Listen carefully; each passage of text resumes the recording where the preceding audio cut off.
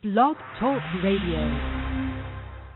The purple angel, oh purple angel,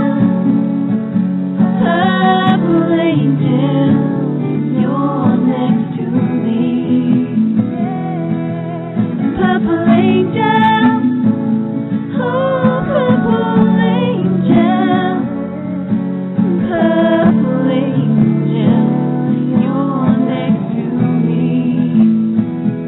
You're next to me. You're next to me.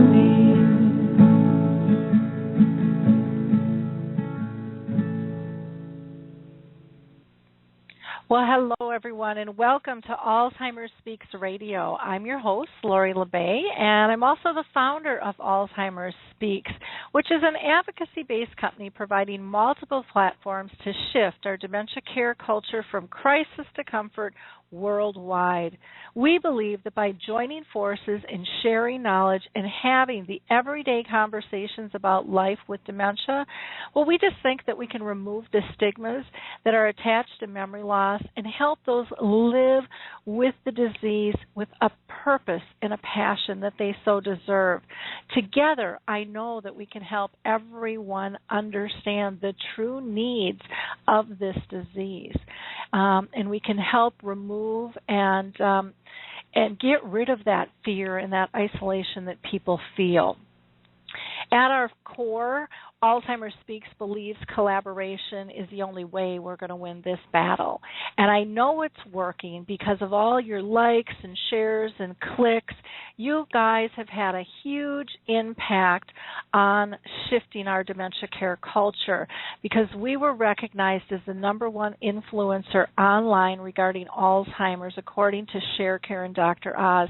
And that would not have happened without all of you. So I am so blessed to have you as our listeners and our partners in terms of shifting our dementia care. I would like to invite all of you to participate in the show.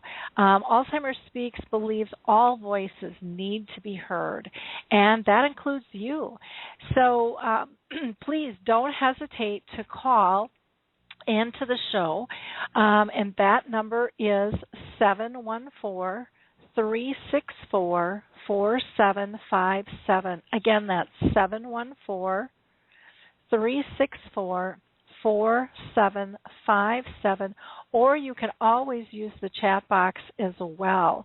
And like I said, we'll pull you into the conversation as soon as there's a kind of a little bit of a lull, but we'd love to hear your thoughts and your questions. If you haven't done so while you're listening, I would appreciate it if you would like and share this show with others. I think it's going to just give fabulous information and support to so many others around the world, and we really need to be able to get the information to the people in need. You see, most of us know somebody dealing with dementia, and we don't even know they're dealing with dementia because of the stigma. So the more information that can be out there, the easier it's going to be for them to tap in when the time is right for them. Now, before I introduce our first guest, I just want to do a shout-out to some of my favorite organizations.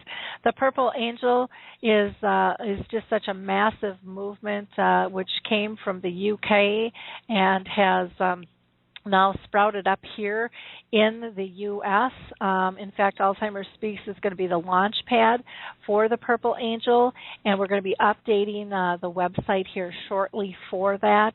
So we're very excited about that. For those of you who don't know, the Purple Angel is a new global symbol for dementia, and it can be shared and utilized by all, so individuals, companies, organizations, and communities alike. Alzheimer's Disease International is a great place to go if you're looking for any Alzheimer's association anywhere in the world. In fact, Mark Wortman is going to be on the show again here in September talking about a new study that was just brought out, done about prevention that I believe they're rolling out on the 17th. I think he's going to be on the show on the 18th. And then we have the Alzheimer's Research and Prevention Foundation, who just does a great job with working with a holistic modes in terms of dealing with the disease. And if you are dealing with certain types of dementia, such as Lewy body or frontal temporal lobe, or vascular dementia or aphasia, you're going to want to check into the organizations that support those as well.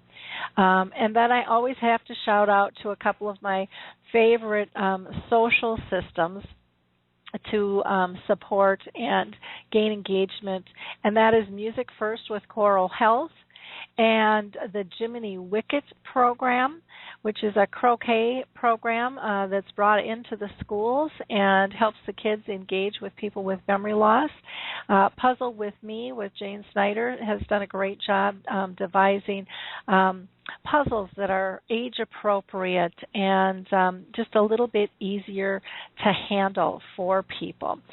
So with that, let's go ahead and get rolling into the show, because again, we just have two fabulous guests with us today.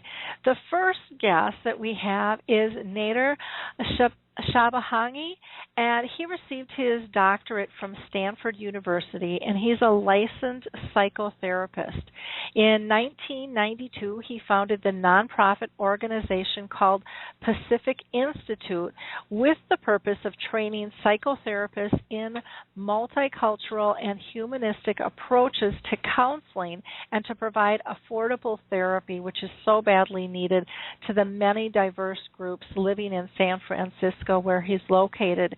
In 1997, Nader opened a residential home care for the elderly called Age Song. And then in 2003, combining his passions for the elderly with the love that he has for photography and philosophy, he wrote Faces of Aging as a tribute and celebration of being an elder. In 2006, he wrote Deeper into the Soul with a Polish professor, and he also and that book really promotes the radical different views and attitudes towards dementia, which is really important. Again, that book is called Deeper into the Soul. And then he went on to write Conversations with Ed in 2009 that just kind of elaborates his view, and it's a very interesting book with this individual, Ed Voris, who was diagnosed with dementia, and and then he also has a conversation with Pat Fox, who was a UCFF professor. In 2011, he published Elders Today, which is a book that proposes a new paradigm of looking at aging. He does a lot of workshops on eldership, and just a fascinating individual. Since 1995, Nader has been the CEO of Age Song, Inc. Again, that is his residential model, and that is in the San Francisco Bay Area. And I'm going to let him say a little bit more about what all he is up to during our conversation here. So welcome, Nader. How are you doing? Good morning. Thank you, Lori. Thank you for having me on the show. It just sounds like so much up my whole passion. I'm just so thrilled that I can be able to speak with all of you about really what we call forgetfulness and elders and eldership and all those wonderful things that elders afford us. And so thank you for having me. Well, I'm really excited because you come with this passion of valuing eldership and seeing the beauty in it. And so many times, in our society, we don't do that. And some of it is culturally driven. Others is just busy lifestyle. But I personally think it's something that we have to take a deep, hard look at and shift. And so can you first of all explain to us what is Age Song and what is the philosophy behind it? Well, actually, you, in your introduction about Alzheimer Speaks, I probably have already summarized the central points that are also behind age song, and that seem also to be the driving force behind Alzheimer Speaks, which is remove stigma and get rid of the fear, whether it's the fear of dementia or the fear of aging, and again look at a purposefulness behind aging, what we call dementia, and so forth. Meaning there is a way that all these different voices, as you call them, have validity. So there's a reason for us growing more mature. There's also a reason, as I'm proposing, for us becoming forgetful. So this is very much what you're speaking about, and perhaps I'm ratcheting it up a little bit, if you will, that with Age Song there was this idea that we want to celebrate aging, singing the song of age. We want to celebrate all the different conditions and symptoms that come along with aging, or as we are calling it here in San Francisco, maturing. So we are trying to get away from the word aging completely because it's so often so much loaded with negative connotations. So when I, speak to you and I introduce myself and I say, "Hi, Lori, I am 57 years mature," and then you can say, "Well, I'm so sorry, I'm only 32 years mature," right? So that whole idea already that maturity is going to be emphasized, that comes with the aging process, rather than the decline model that so many of us are afraid of in this culture. And a similar thing also with the idea of forgetting, what we call forgetfulness, because in order for us to destigmatize any condition, whether it's aging or whether it is dementia, we need to take a look at the language, and I'll speak more about that later, but we need to take a look at how our language reifies or intensifies the stigma. And we all know that with many other examples, when we call people by certain names, or when we, objectify, for example, women have talked for centuries about being objectified, where they're just being looked at in terms of their physical beauty rather than the depth that they have. And if we can pay attention to the language, then that makes a big difference in the way that we then look at the world. So the language in some ways guides how we look at the world.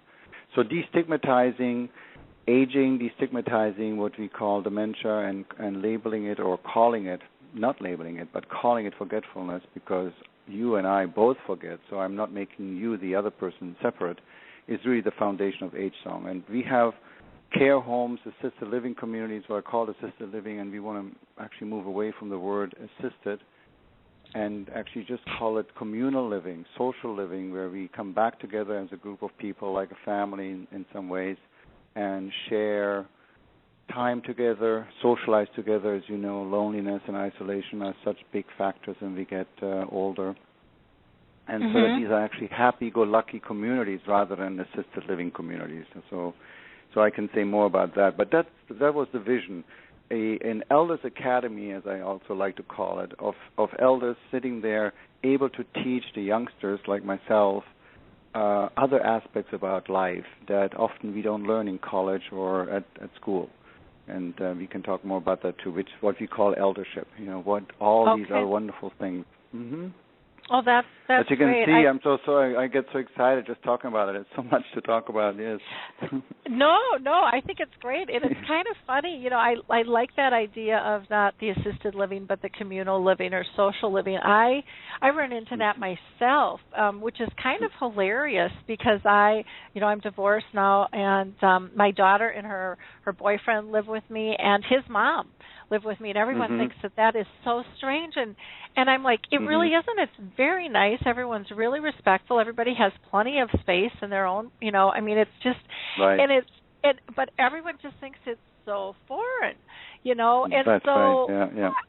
And the benefits in that, and so it is, I think, the terminology, and people just have this perception of what it's like, and it really is a big thing to break down. And so I love seeing how we can try to shift that from assisted living, because we're all assisting one another if we're honest. Absolutely. I sometimes use the idea of, remember the old kings and queens, of which you have a few left. I mean, they wouldn't get dressed. They would be dressed. They didn't wash themselves. They got washed. So when you were privileged to be a king or queen, then you basically were being assisted left and right with everything. Sometimes they would even feed you. So so looking at the positive aspects of the aging process and communal living is really important. Sure. Now I'm going to pull Michelle Remold in with us. She's my intern, and she's helping us here. Welcome, Michelle. How are you doing today? Good. Thank you for having me on. Well, good. I know that you've got a question that you'd like to ask Nader, too, so I'll let you go ahead and pose that question and join the conversation here. All right. Hi, good morning, Michelle. Good morning. You mentioned calling dementia forgetfulness, and I was wondering why you chose to do that instead of just calling it dementia. Well, actually, this is foundational. So this is not just a little side phenomenon here, but to me it is foundational. I have developed such a strong aversion to the word dementia, which, as we know, literally means no mind, or away from mind, that I cannot actually be at a dementia conference any longer because I'm almost have an adverse reaction physically to the word and also to the word Alzheimer's. I mean, there's a long history since Lori mentioned that I have a philosophy background. I actually studied how language governs perception and how the moment you label something, you actually see only through that label. And Dr. Powers is wonderful in the way that he describes it. At the moment, let's say a person who has forgetfulness drops a pen or puts the cup a little bit too far left or too far right, almost everyone will immediately think, because this person is forgetful, he or she does that, right? Once you have labeled a person, almost anything that the person does is now being seen through that label. And we all know that. For example, I was a kind of a klutz when I was a kid. I would always drop things and so forth. So I still, in my 50s, when I go home and visit my mom, and, I've gotten a lot better, but still when I put something a little bit too much over here or there, or I forget this or I forget that, immediately it's very hard to undo the label. And so by calling something forgetful, and there might be other terms that we could use as well, but by calling it forgetful, I am not separating myself from the other. That is the big phenomenon that I'm trying to emphasize here. I am part also of you. I'm not saying you are different, diseased, or disordered like we do in mental health, but rather I am also like you. I also forget things. I also drop things. I also don't want to remember things. I also get confused and lose my direction and, have to look for things. I mean, we all experience that, maybe not at all times, but we all have a certain understanding of what it is like not to remember a word or a name or a place or a memory. So what the foundation of stigma is actually, or the basic idea of stigma is that I make something or someone different, separate from me. What I would like to do, or what I think also Lori and what we are trying to do here with Alzheimer Speaks and with H-Song is, I want to say I'm not separate from you. The moment I'm not separate from you, I can go into what we call, loving and caring attitudes, right? Because I feel connected to you. And when I feel connected to you, then I don't want to make you wrong. I don't want to make you feel odd or funny.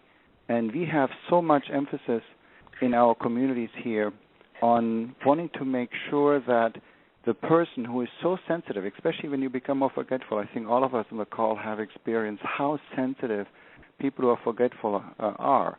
And when they notice that I approach them with an attitude of love, with an attitude of acceptance, not with an attitude of disease or there's something wrong with you or poor thing, then they sense that. They sense that you are loving towards them, just like a child senses whether a mom or dad is loving with them or is upset with them. They can sense it. They can feel it. We feel when we walk into a room if that is a room that I like to be in or not. And so that kind of sensitivity is really important. And so calling something forgetful, I'm just, I'm including myself in that, and that it makes all the difference in working with forgetful elders, with anyone. Period. Mm-hmm. Is that clear, Misha? Mm-hmm. Yeah. Oh, good. Mm-hmm. Yeah, I think it makes a lot of sense. In our word choices, we're so strong into labels and stuff. And I've had people approach me on why did I call it Alzheimer's Speaks, and and I said because I wanted to give voice to the disease, and that was what the public was calling it at the time. Since I started, people have said, well, you should change the name. It's bigger than Alzheimer's. And I'm like, well, that's why I have Dementia Chats, and I try to be inclusive. I said, but I don't think it branding wise it makes sense to make a change, because I think we're really evolving. It's so much bigger than one word. It really is a lifestyle that we have to embrace and for people to accept, but it's very powerful and it is very offensive. I've had people with certain types of dementia be really upset, thinking everything's categorized as Alzheimer's, and I'm like, well, if you really look at us, we're not. But some people won't look. And so that happens all the time out there. Same with the you've got the different names for the Alzheimer's cafes, the dementia cafes, the memory cafes. Words are very, very powerful, and so words are very powerful. Yes. And I think it's forgetfulness. I love that you're bringing together that, hey, you're not alone. I forget stuff. We all forget stuff. I mean, my daughter points that out to me all the time, and so now I'm starting to point out that she does too. Well, actually, that's beautiful, Lori, because then in my workshops when I try to, we have such a apathy, we have such a tendency to fear forgetting, and I'm pointing out that it is, I like to forget a lot of things. I like to forget my anxiety of having to pay the mortgage or the rent, or, waking up at 2 and remembering, oh my God, did I call this person back or that person back? And so there's this, there are many philosophers who point out that the only reason we can ever be happy, the foundation of happiness in some ways, of joy, is our ability to forget.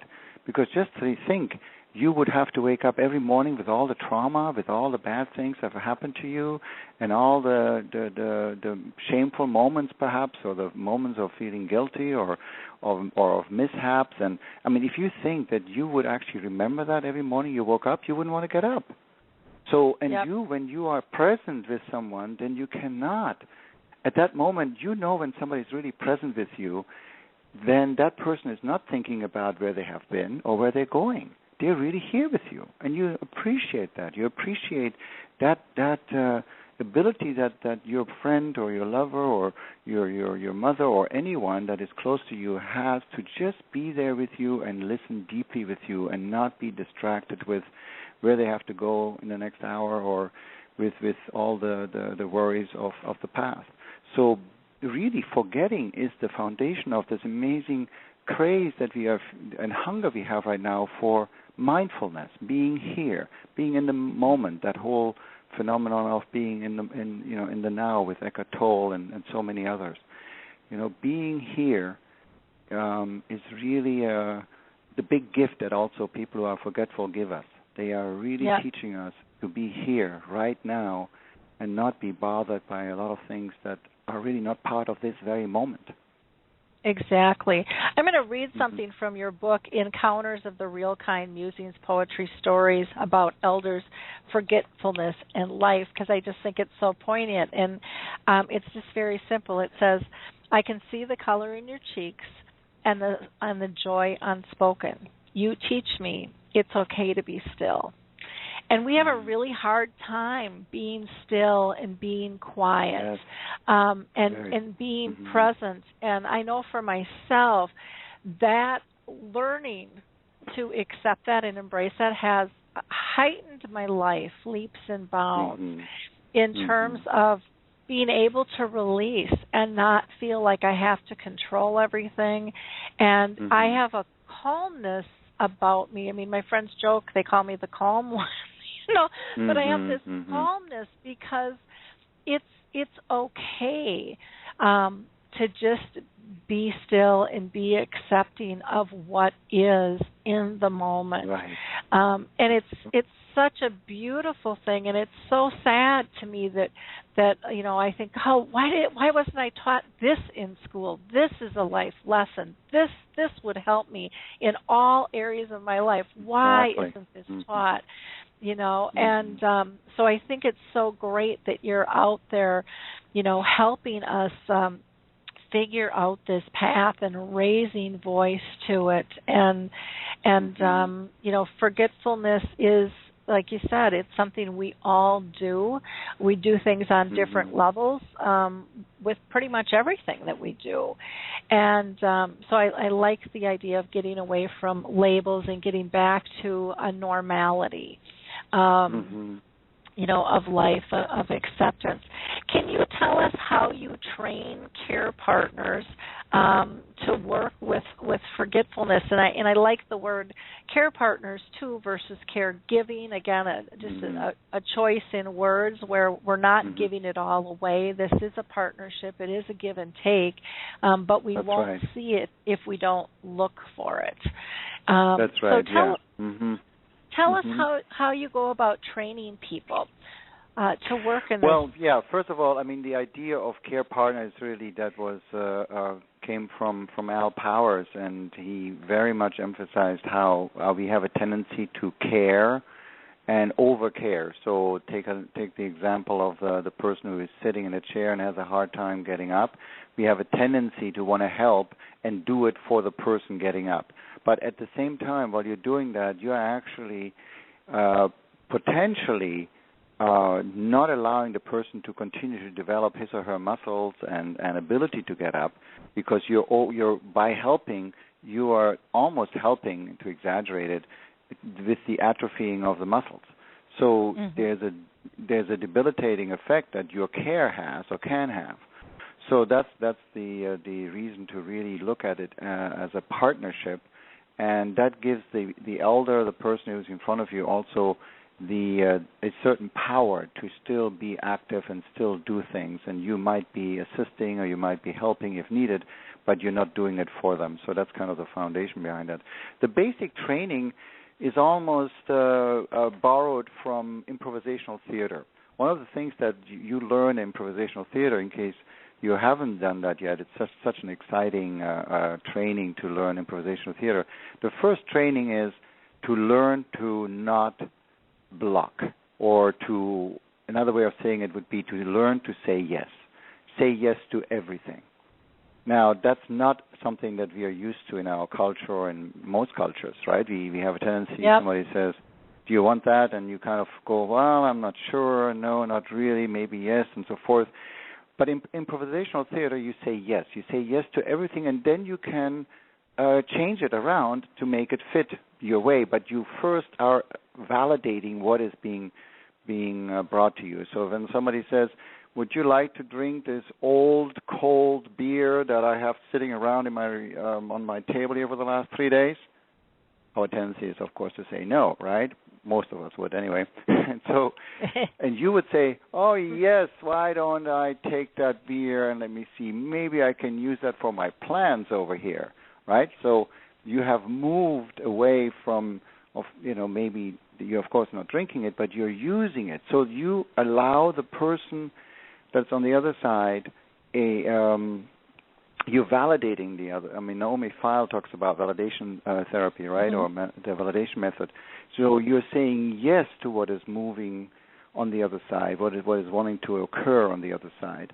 And people with forgetfulness, of course, they live in different realities, which is really what I'm trying to say, that instead of a state of disease, these are different realities we live in. The Aboriginals in Australia say that the dreaming reality, our subjective reality, where we love and where we feel and where we dream and where we muse and where we just have intuitions and gaze out into the sunset or through the window, that those are actually, that is actually our real reality. And that what manifests in our concrete world, the table and the chair and the house and all that, that's a lesser reality. that was given rise through the dream reality. So the dream reality is in some ways where most forgetful elders live predominantly. They're in their own world, and it is really up to us, to me and you, to meet them in their reality, which is not easy because we are more used to our concrete everyday reality. And as you said earlier, Laurie, we are very speedy and we want to move, and it's hard for us to be still and hard for us to often pay attention to all the little subtleties. So first of all, training care partners would be by saying this is not a disease state, this is a dream state, and many of us actually would love to be in that dream state, would love to be in that calm inner dreaming or daydreaming state that where I can, as I'm talking with you, I can be sitting in Paris sipping a café au lait on the Champs-Élysées, and I can imagine all kinds of things going on. That's basically what the Aboriginals call dream state. So not pathologizing it, not making it wrong is number one in terms of any training. Number two, if they are living in a different reality that is different from where I normally live, then I, as the care partner, manager, any therapist, need to stretch myself to get to know that reality.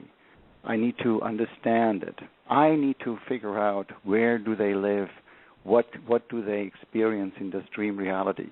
So I need to always first say yes. Aha, you want to go this way. Okay, yes, let's go with it and see where it goes. So that approach of saying yes, of moving, following the process of the person in front of me, of the forgetful elder, that's the foundation really of most of the training. And then that, is applicable to all kinds of situations. Often people who are forgetful are being labeled violent or combative or aggressive or, whatever. And if you don't look at it that way, but rather say, aha, there is, as Al Power says so beautifully in his books, there's an unmet need there.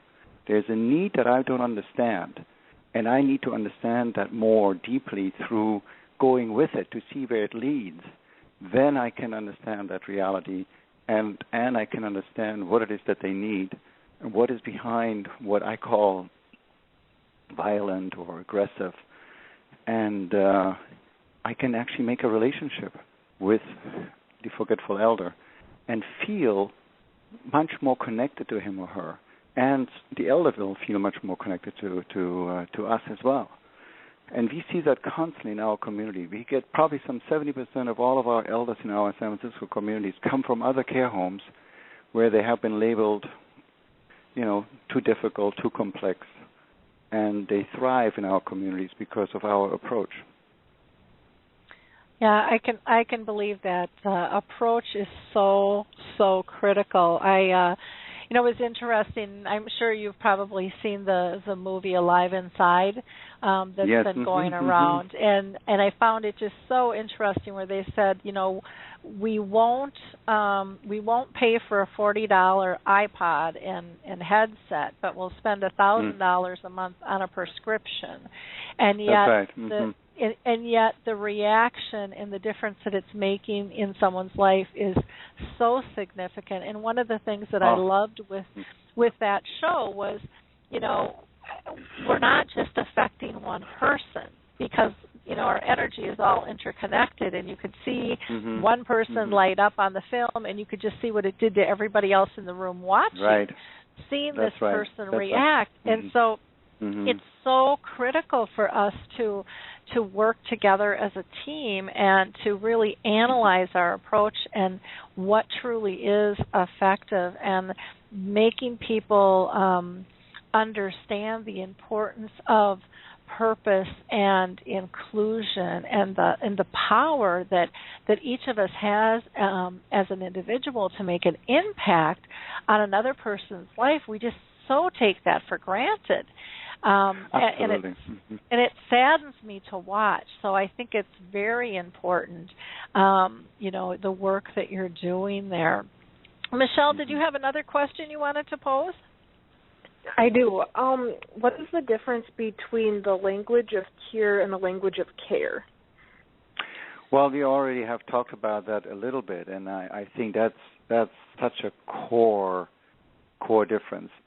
You picture the following. Let's see if I can explain that. Picture that we have a biomedical world that is based on research and that does wonders, right? It cures so many issues that we have, and the big diseases, smallpox and polio and so forth. I mean, it's just wonderful, and what the accomplishments are of biomedicine. And most of those discoveries are based on research and dissecting and analyzing, elements in the laboratory and really finding the vaccine or finding the medication for something. And that is great for those in the white-coated, for the white-coated scientist. When you work in a care environment, when you, for example, have your 5-year-old and the 5-year-old says something or slips a word, you don't say, "Oh my goodness, you have a language disorder." You just say, "Oh, the word is like this and that." You're very caring and loving with your child. Similarly, when you are in a care environment, like in a care home or in a place where you work with forgetfulness, you don't want to use the language that the white-coated scientist uses, but so you don't want to use dementia and all these other words that are, or you have plaque built up in your brain and you have this and that. No, you're speaking with a language of love and a language of care to the other. So that, I think, is where we need to differentiate much more, that we have this huge body of language that comes from modern science, comes from the research laboratory, that is meant to objectify, it's meant to dissect, it's meant to analyze, it's meant to take apart, it's meant to diagnose, to differentiate. And then you have the language of care, of warmth, where we use words like acceptance and being empathic and being kind and compassionate and understanding and guiding, and those are the words that come to mind that are part of the language of care. And the idea here is simply that the language of cure is beautiful in the laboratory, as I just said, but it has no place, and I'm very, very emphatic about that. It has no place in our interactions with people. But we do it. It slips over so quickly that we really have to emphasize again and again in our environments where it is about care, not to use that language that is often much more cold, Latin, Greek, scientific, meant to take apart, to objectify, rather than to embrace and care and love. And that makes all the difference. Did I explain that a little bit? Yep, I think that was good. Oh, yeah. Good. I think you did a great job. Thank you, because this is, and it is so easy to make that to just the newspapers and the articles and the books are filled with the objectifying language. It's objectifying language. It's basically saying you are separate from me, and you have an issue I don't, or that I don't have, and that's a language that separates, that disconnects us from one another. And everything that we try to do in care is to connect with one another. That wonderful movie, Alive Inside, you see our drive. I mean, that we even have that idea of putting music on someone's ears is really coming from that deep desire to want to connect with the person, right? And the person actually can also connect with him or herself. But it is engagement, it's connection that we yearn for, that we want to relate. That wonderful writer E.M. Foster, he said, I can summarize life in 2 words, only connect. Our deep desire to connect with one another, to feel related to one another, not to feel alone. It's really so much at the foundation of, you could say, our humanity, our drive for happiness, our drive for joy is when we feel connected. So that is that's a big challenge, how to keep that language of the hardcore scientific language out of the the loving, caring, therapeutic environments that we're trying to create with, well, in our home, in our family, and residential care communities, anywhere really. Even in hospitals, we're trying to really use more of a language that is caring, and we know that, but it's often hard with the mainstream being so strong with its other use of language. Okay. Nader, I'm wondering if we can have you talk a little bit about your two books here, the Deeper into the Soul, Beyond Dementia and Alzheimer's Towards Forgetfulness Care. What drove you to write this book, and can you give people a little kind of background as to why you laid it out the way you did?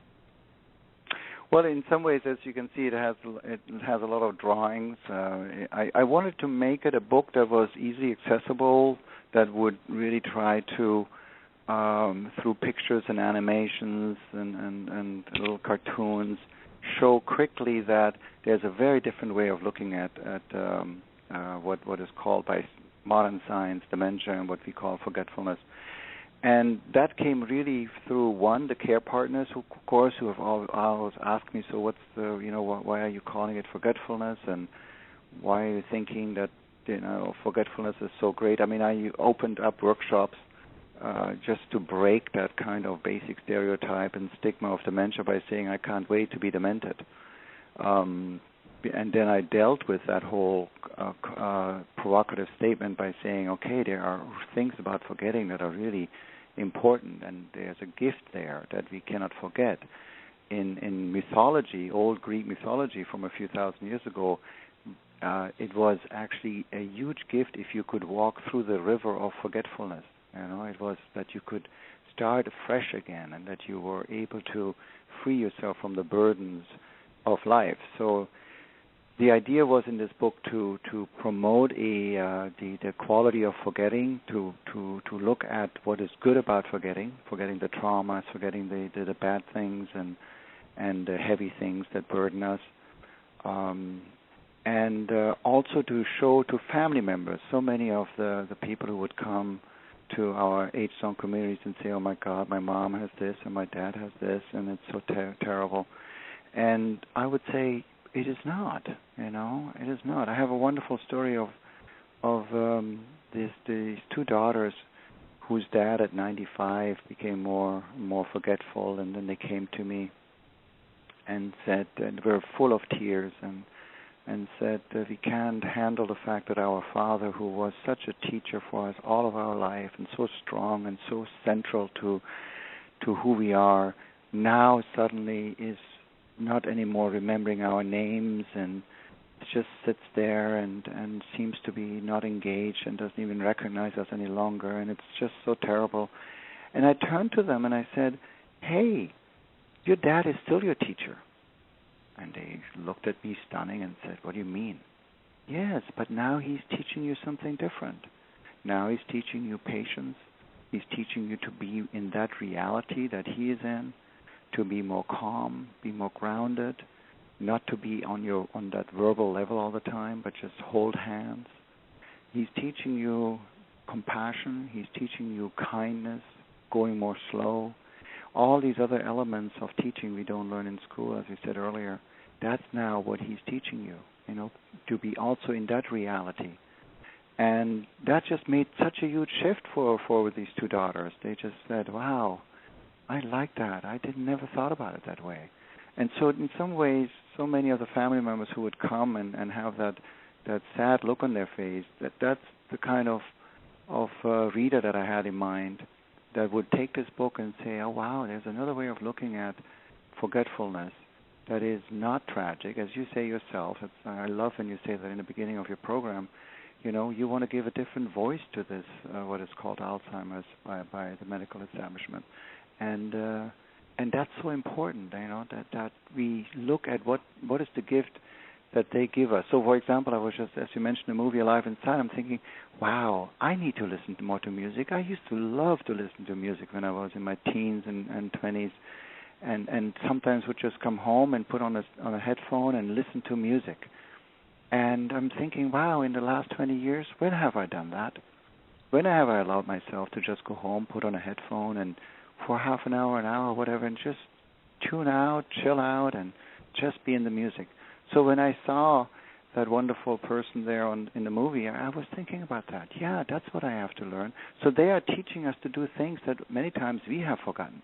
And that's kind of the foundation of the book, that forgetting allows us to remember something that we have often forgotten. So that actually the forgetting, being with forgetting, brings us to more of an essential humanity of stillness, as you say, Laurie, of appreciation for the moment, of something that is just much deeper. That's why I call it deeper into the soul than my running around every day, task list in hand, and getting this done and getting that done, and running around like crazy as I do. And then I'm thinking, one day I'm going to be 80, 90, sitting in some care home, and I'm going to go and look back and think, what did I do? What have I done with my life? Did I really take time to connect? Did I really drop down into myself, into my inner being? Or was I busy rearranging chairs and tables, polishing the silver? I mean, those are some of the deeper questions that I think that come out when we, or that come to the fore when we work with elders who are forgetful. It's really a gift to be in their presence. Yeah, well, it's so true. We're so busy being busy. Yes. And for a lot of people, it's a way to avoid their emotions and pain points and things. It's a way to avoid, though we don't acknowledge it as such. I look at my two brothers who really had a difficult time, with my mom's disease, pretty much in denial for a long time, and then got to the point where it was just too painful for them, to go visit, and they never got to the point of seeing the beauty within her soul, and to me that was such a bright light and such a gift. And so when we get together, I have all these wonderful stories, and they say, where did you get them? And I'm like, I was there. I was just there, and the stories just happened, just like they do with our friends. And and again, when you let go of the control and trying to make everything be perfect and just have fun, it doesn't make any difference. If my mom's talking about a pink Cadillac and spinners and a stereo system, and that she doesn't know what they even are, and that she doesn't drive, you're having an engaging, fun conversation, and it's not hurting anybody. And it just, or to be able to sit in the quiet and with somebody, and Harry Urban is one of our great experts on Dementia Chats, living with the disease, and he said, I like to relax before I got dementia. I still do, but we're so busy. That's right, exactly. This is exactly what you're saying. If you can remove the stigma, if you can remove the labels, I am still the person. Maybe there are a few things about me that are a little different, just like we are all changing. But that's and that's the terrible part. And that's why I'm so appreciative of you working on this, Laurie, to get rid of the stigma. I mean, why not just why make ourselves separate? I mean, I don't run as fast anymore, but I now know where I'm going. I don't see very well anymore, Laurie, but I kind of have more of a sense of what is worth looking at, right? And so forth. I mean, why have this constant gain-loss paradigm where we are saying, oh, I'm losing this, I'm losing that, I'm losing. So rather than that, we are just changing. Let's look at this more neutrally. I'm changing, I'm different, and because I walk more slowly, do I actually perceive more? Do I actually pay attention more? Because I don't hear so well, now I really pay attention to what it is that I want to listen to. We had this one resident who would always take the battery out of her hearing aid. And we first thought, oh, my God, somebody is stealing batteries. And then we found out, no, she was tired of listening to everybody. She just wanted to have it nice, she wanted to be having a nice and quiet time, and was frankly tired at her 92 years of age of the constant cacophony going around her, right? So that stillness, you're right, is something that is so beautiful if we allow ourselves sometimes to even drop into it, So, yeah, to get rid of these labels. This book, Conversations with Ed, Ed called me up from Los Angeles when he got this letter in the mail from this doctor saying, oh, you're demented. And he happened to have a friend who was at a workshop that I had given. And so he called me up from L.A. and said, hey, I heard you have a different idea about this whole dementia thing. And I said, yeah. And then he just flew up, and then he actually moved to San Francisco and lived with me, and we put that book together, and he's still with us over at HSong, and he's just such a wonderful person that has never bought into the label of dementia and just loves that environment that just accepts him for who he is, and it just makes all the difference for him, for his self-esteem, for his sense of self-worth, and he's much more forgiving about if he forgets this and that, he just laughs about it and says, oh, it'll come, that word will come towards me maybe tomorrow morning or whatever. It's just taking a little time to walk up the channel. So he'll be just funny about it rather than, oh, my God, I can't believe it's getting worse and all of this. So that whole nightmarish scene that often get portrayed by other organizations that deal with forgetfulness is, I don't think, very helpful for many of us, Yeah, on all sides, I totally agree. And I mean, the one thing I think that anybody gets right away when they're dealing with this disease is that stress makes it worse. It makes it worse for the person diagnosed. It makes it worse for the person caring for it. So why are we adding to that by carrying a scorecard around and trying to measure people's abilities all the time? I know when we did our Memory Cafe, one of our partners, or potential partners, which was a very large national organization, they wanted us to use the medical terms, and they wanted us to test people, and it was just like, I'm not doing that. This is about building community. This isn't about putting them in a box. This is their group. I'm just a facilitator. This is about meeting their needs.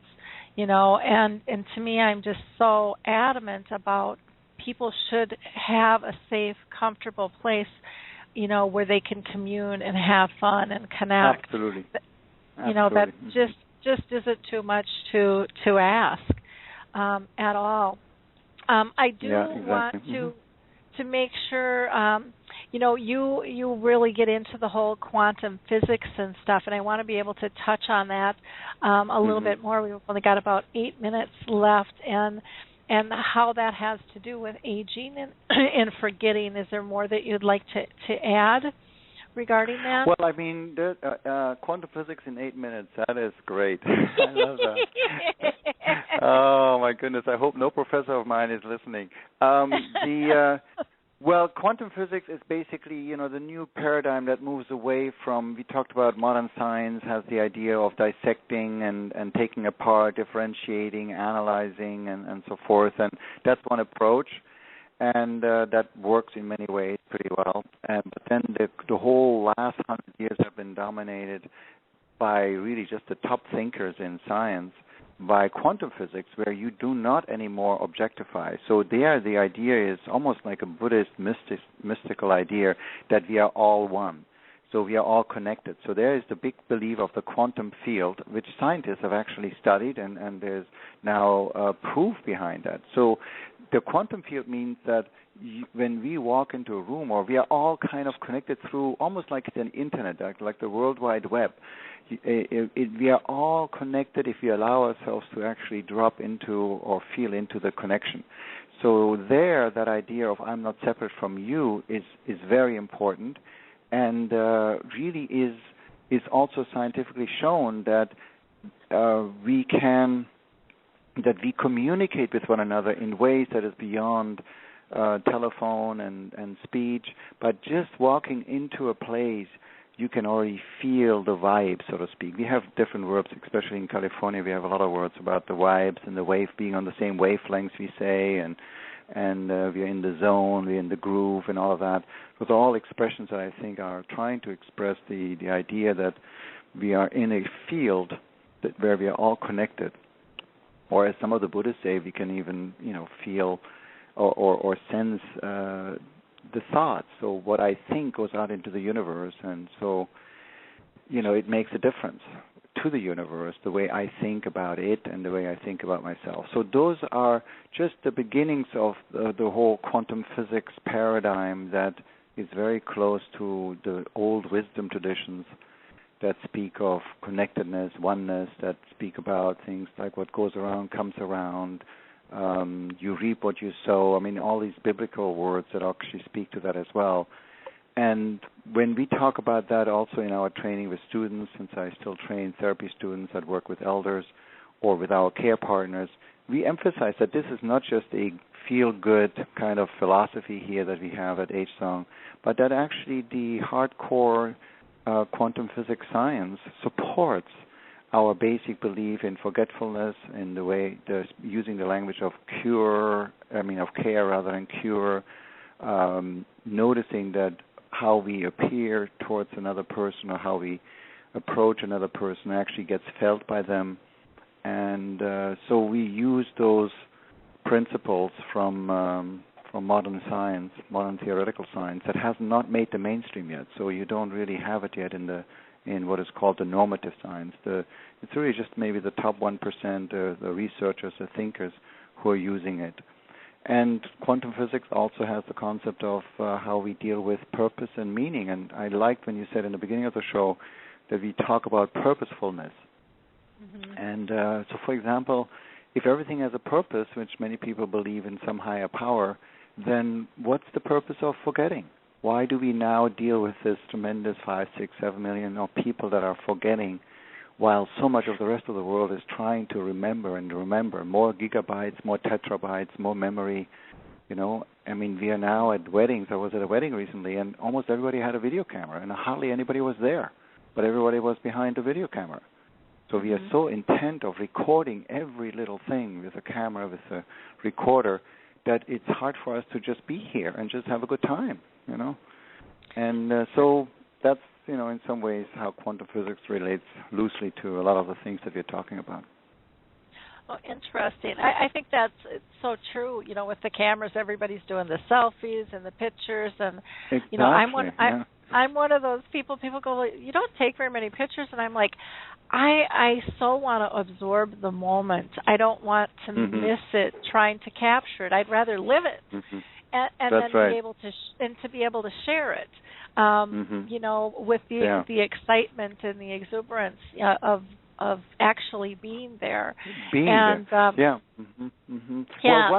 maybe just more, if you have just 30 seconds, I think another really core element of quantum physics is the idea that we are now, that everybody kind of uses more and more.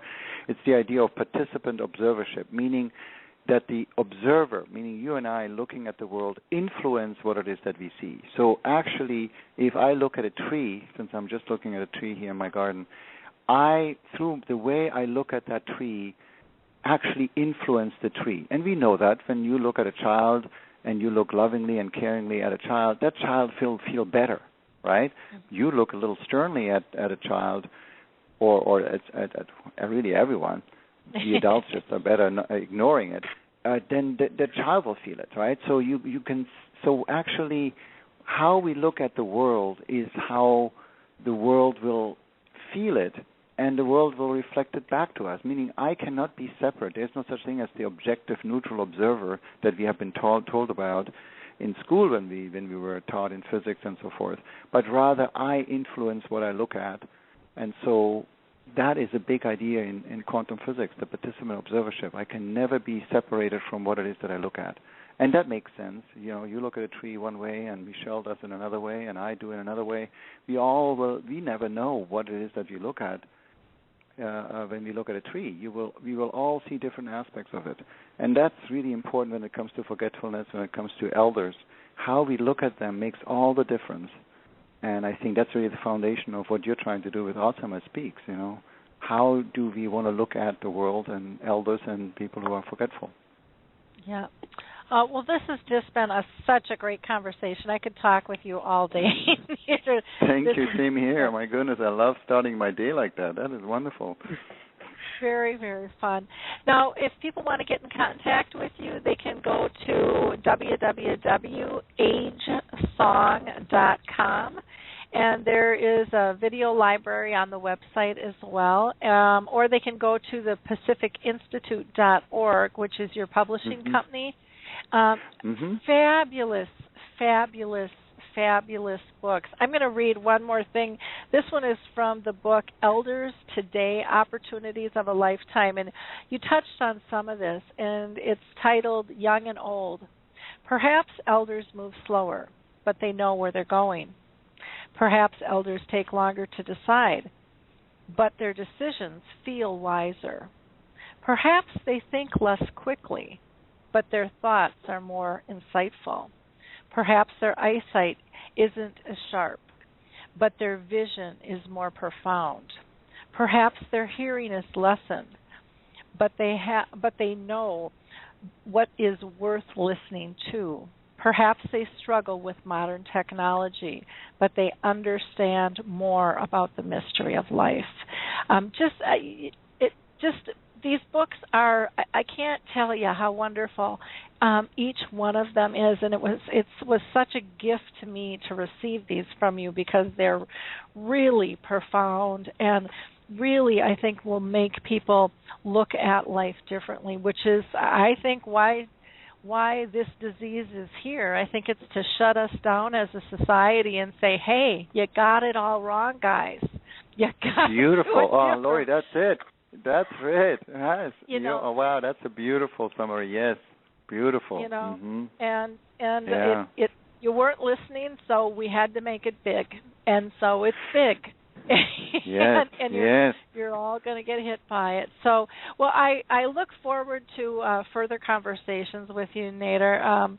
Just absolutely fascinating conversation, and I can't thank you enough for taking this hour with us today. Michelle, anything you'd like to add? Nope, I don't think so. Okay. Thank you, Michelle. Thank you, Lori. Yep, Thanks for having me on the show. It was such a pleasure to be with you, too. Wonderful. Thank you. Bye now. Bye-bye. I'm going to go ahead and pull in. We have a local Minnesota St. Paul guest with us today. Holly Eide is the area manager at HealthStar Home Health, and they are going to be promoting Alzheimer's awareness at the Minnesota State Fair. And so, Holly, you want to tell us a little bit what brought you to the broadcast today? Yeah, absolutely. Thank you, Lori, for having us on today. I appreciate it.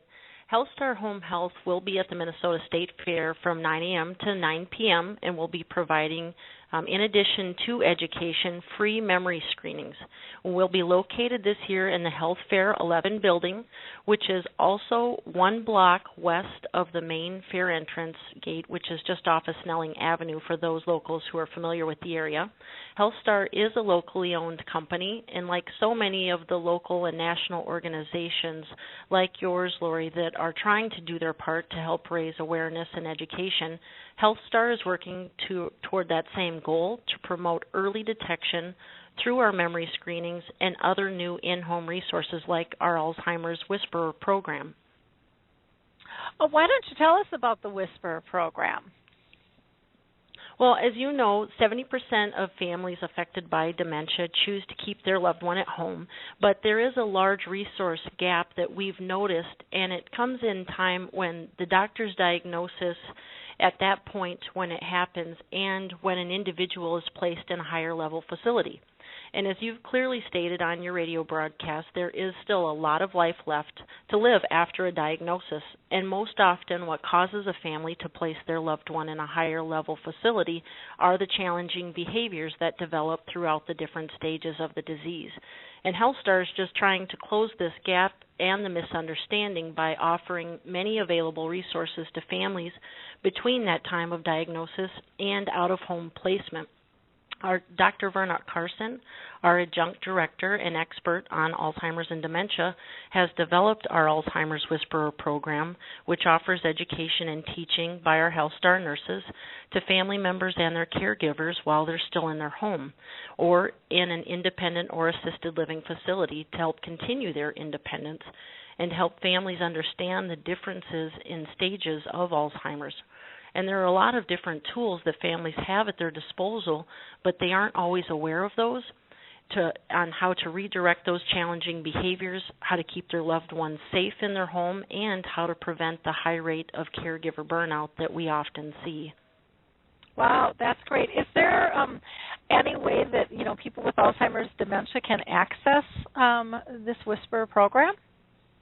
Yeah, absolutely. Most families aren't aware that due to the healthcare reform changes, these types of services are available to them in their homes, and they're 100% covered by traditional Medicare, even to individuals who have been diagnosed but haven't reached that age of 65 yet. And so HealthStar felt, as part of our community service and to help raise awareness for this valuable resource, what we've done is to try and place the word out there and get that to the public at large, and what better place to do that than at the Great Minnesota Get-Together. So we've brought in both Dr. Verna Carson, a nationally recognized speaker and the creator of our Alzheimer's Whisperer program, along with you. You've been so kind to join us, Lori, as you partner with HealthStar, and we'd like to have, everyone come out and visit us, because we'll have both you and Dr. Carson as experts in our booth to help raise this awareness. And we'd invite everyone to come out, join us, and help support those affected by Alzheimer's and dementia. And if for no other reason, just stop by and say hi. We'd love to see you at the fair. Well, I'm really excited to be out there. If I'm not mistaken, this is going to be the first time there's going to be memory screenings being held out at the fair. So kudos to you guys for stepping up the bar and making that available and pulling in such fabulous support for people to be able to see and talk about. I really, really appreciate all you are doing. And like I said, I'm looking forward to being out there on Thursday with you. Great. Thank you so much. Thanks for having us today. Yeah, thanks so much for calling in. You have a great day, okay? Okay, thanks, Lori. Yep, bye-bye. Before I introduce our second guest, who I'm just as excited as I was for our first guest, this is going to be a fun conversation. I just have to get in some mid-program highlights. Our last program on the show here, Blog Talk had some network errors, so that did not air. But prior to that, we had one on. We tried to pull in a filmmaker from India who's got a great production called Life Flows On, but we had really bad connections in India, so we weren't able to hear him, but our guest, Ann Campanella, was on, and she's the author of Motherhood Lost and Found, and we had a great conversation regarding that. Next week, we're going to be talking about toxic foods and modern disease, and we're also going to have the head chef from the Goodman Group on, talking about premier dining. So very excited about that. Our last Dementia Chats is up on the website from July 22nd. And on that one, we talked about how to keep someone with dementia engaged in activities and the risk of a person being independent, and who's more scared and uncomfortable and why if somebody would wander off. We also talked about a little bit about coconut oil as a supplement and herbs and drugs. So it's always we always have a fascinating conversation on Dementia Chat. So if you have not listened to those, I would encourage you to go to alzheimersspeaks.com, go to the About page, and you will see that section there. On the blog, there is a survey that we're trying to get done. I haven't gotten much response, and I would really love some help on this, trying to help my Australian friends out here. And what they're trying to figure out is what will help somebody in, let's say, an assisted living or at home find their room easier. And so with that, would a colored door, or would a memory box be better for you, or a combination of both? They're interested in what are your favorite colors and why. How does that make you feel? So you can go to the blog to see that, and that would be wonderful. There's also more information on the free memory screening at the State Fair with HealthStar. If you need directions or more information, you can find that there. And then Michelle wrote a really nice post on families and memories. So just wanted to remind everybody of that. So let me go ahead and get to our second guest. She is just a ball of fire, and you are going to love her. You're just going to hear the passion in her voice from the first word out of the gate.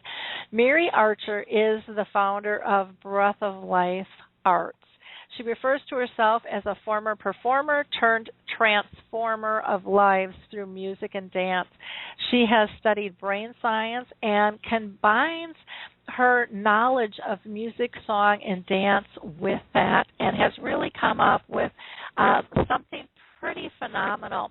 Her passion is to fill a need, and she's really getting positive results.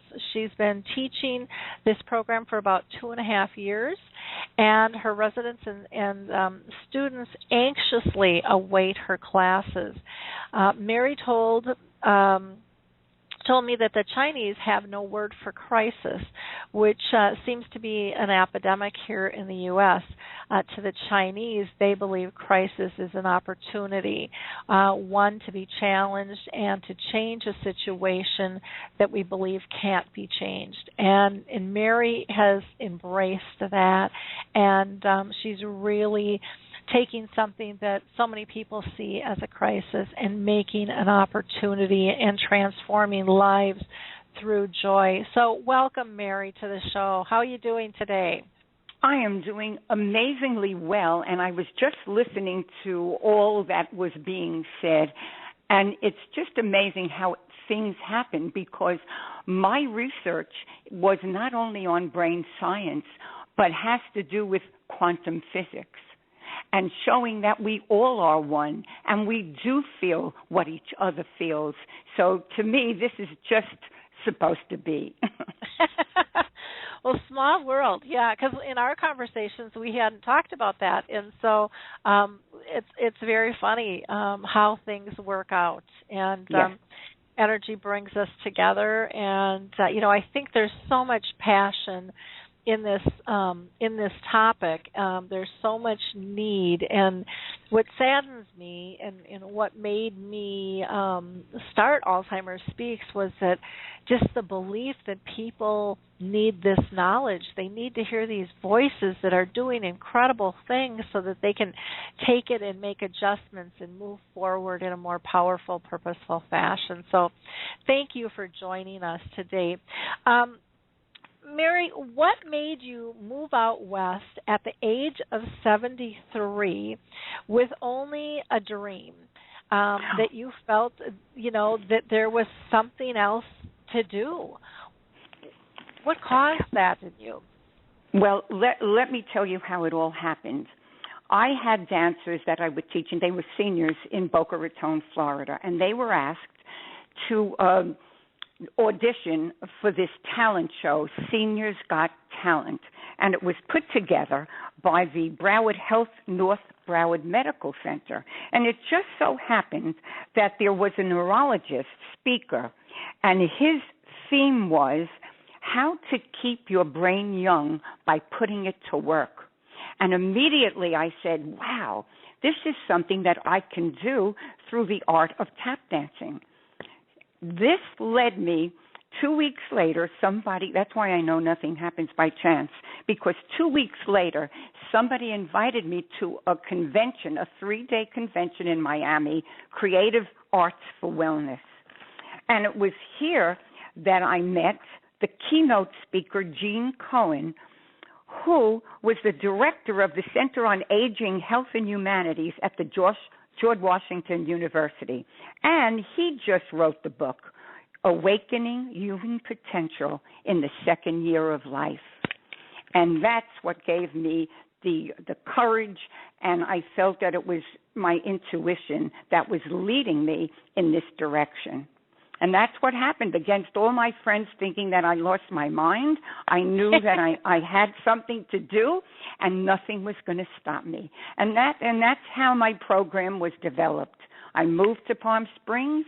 I got my first opportunity was an assisted living that had both sides. One side was the Alzheimer's dementia side, and the other was the regular assisted living. And when the tapping that I was showing produced success, they said, Mary, you need to be at the Alzheimer's dementia side. And that's how the dream manifested. Wow. Very, very interesting. How but long let me, I would love to tell the people what this is, because when people hear tap dancing, they picture Fred and Ginger, and immediately they're intimidated. They say, I can't do that, but they can't. You have to learn how to tap dance. My program has been modified to mathematics. All you have to do is count to 8, and you could do this sitting on a chair, on a walker, or wheelchairs. And if you can count to 8, then you can finish a whole dance routine. And this is amazing because I've kept it simple. If I taught at my level, I could never give them what I have because they would leave.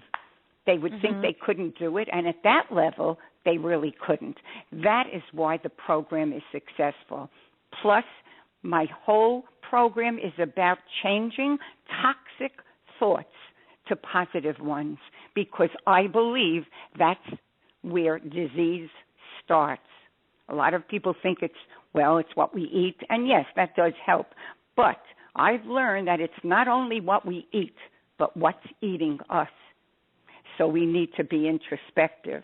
And my studies have proven that when we think positive, we can change the brain, the cells in our brains. And that's what I go by. And the success is the proven track record. My people with Alzheimer's dementia have changed. And that doesn't mean that they've gotten rid of the disease, but there's been improvement brought into their life in terms of engagement. They have not gotten rid of the disease, but most people, even today, compensate for the disease, and they don't believe that that there could be a transformation. I believe they can, because I'm starting to see some of the people that I teach use their short-term memory, which a lot of people said could never happen. And I like to say with enthusiasm, the world's not coming to an end, my friend. The world's just coming to a start, because I feel it in my heart. And just like I know you feel and what I've heard today, we have to change our thinking, our fearful thinking of what this disease is about. And I think when we all can collaborate and we all know we are here for that one desired result, I believe that we can change the world.